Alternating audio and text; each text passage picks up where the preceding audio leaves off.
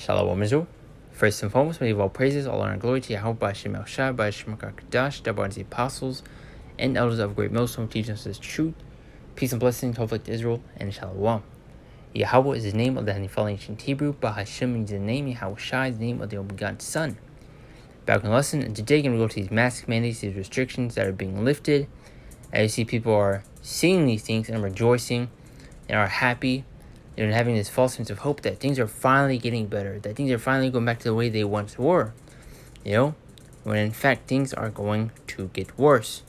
So in a quick article, and pretty much it, get into the scriptures, and it's a short lesson, but let's jump right into it. It says, here are the airlines dropping mask mandates. United, Delta, and American are some of the airlines that dropped mask requirements Monday, the first break from such 19 restrictions in the skies in nearly 2 years.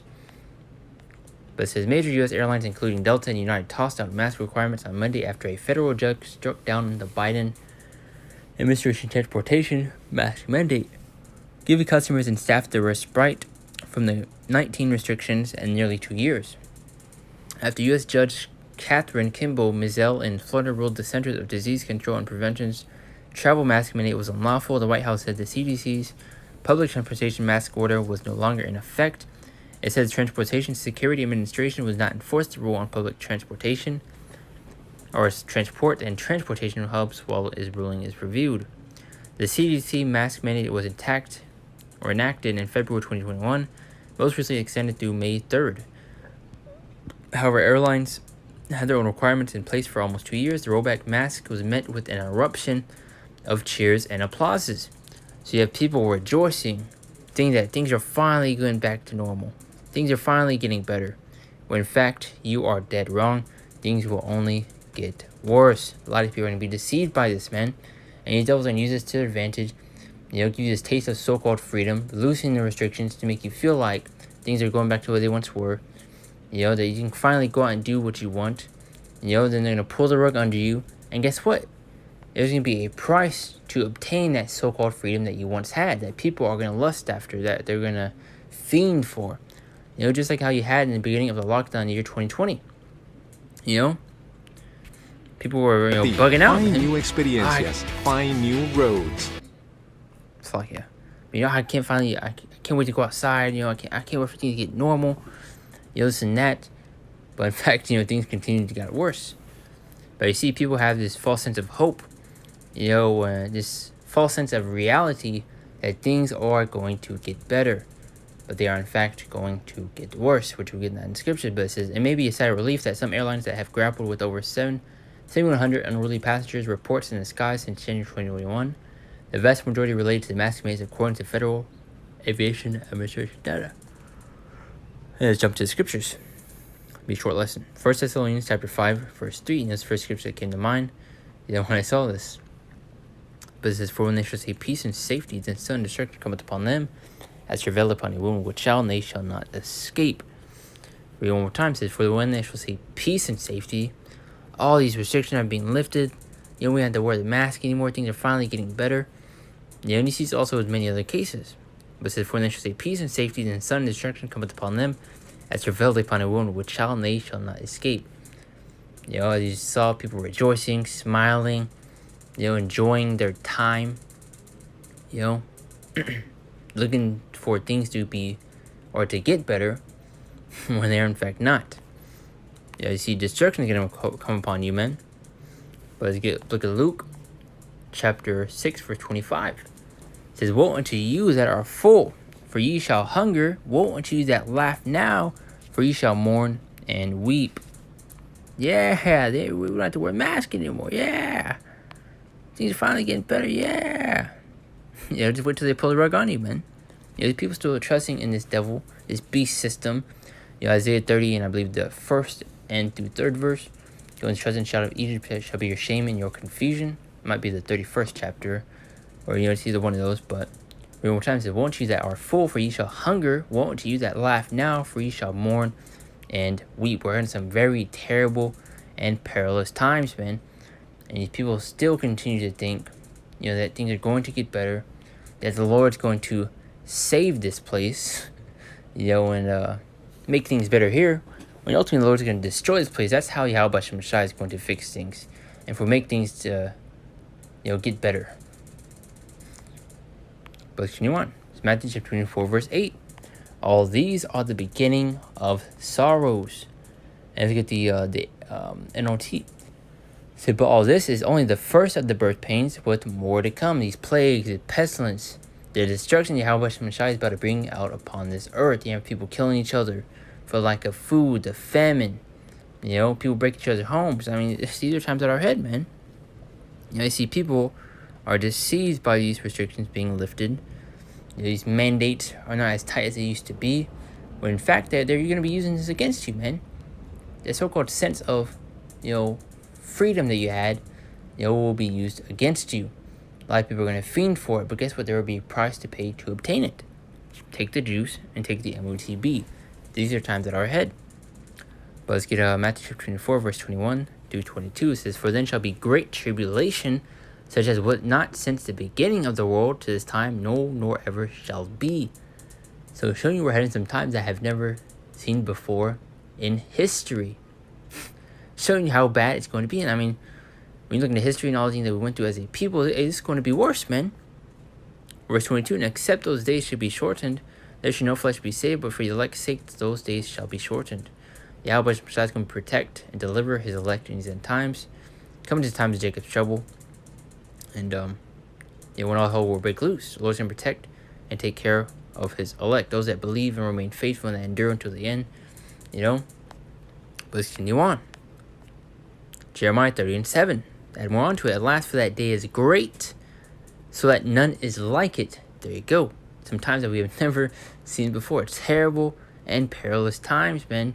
Things are not going to get better. They are, in fact, going to get worse. You're going to get hit with reality, man. This false hope that you have that things are going to get better, that things are going to go back to normal, that the restrictions, the mandates are going to be lifted, that they're not going to be as bad. Well, guess what? They are, in fact, going to get worse. And we are telling you these things, man, especially when the MOTB is mandated. You won't be able to buy or sell without it. You won't be able to go to your job without it to check in. Come on. Let's continue on. 2 Timothy 3:1. It says this, "Know also that in the last days perilous times shall come." Look at the word perilous.